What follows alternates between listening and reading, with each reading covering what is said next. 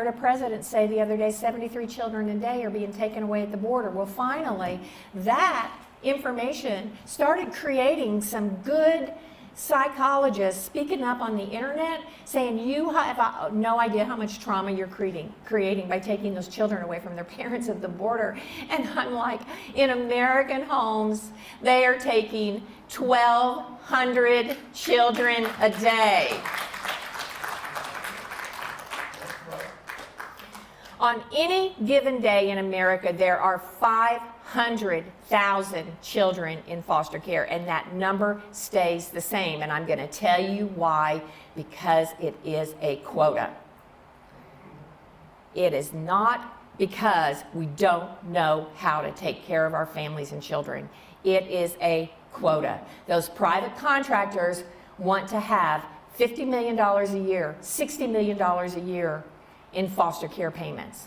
Foster care has become a career. People who used to have kind-hearted people that maybe had an extra bedroom or wanted to do some good. Now foster homes take 4, 6, 8, 10 kids, totally unrelated. They get $5, $6, $7, $8, $9, $10, $12,000 a month tax-free. And free health care. And if they need a transport for a kid to a doctor, they call up an agency. They are farming children. You are stripping children of everything that they ever knew as secure. This is a crisis. Historically also, I look at the crimes against humanity in America. And, you know, slavery's one of them. But let me tell you what, from 1850 to 1910, they went around the streets of New York and picked up poor children off the streets of New York and put them on a train and shipped them out across the country so farmers could have extra hands.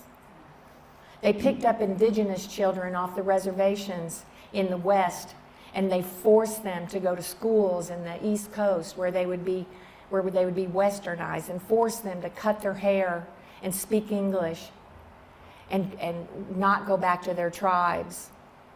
In the early 20th century, it was legal to involuntarily sterilize imbeciles. Our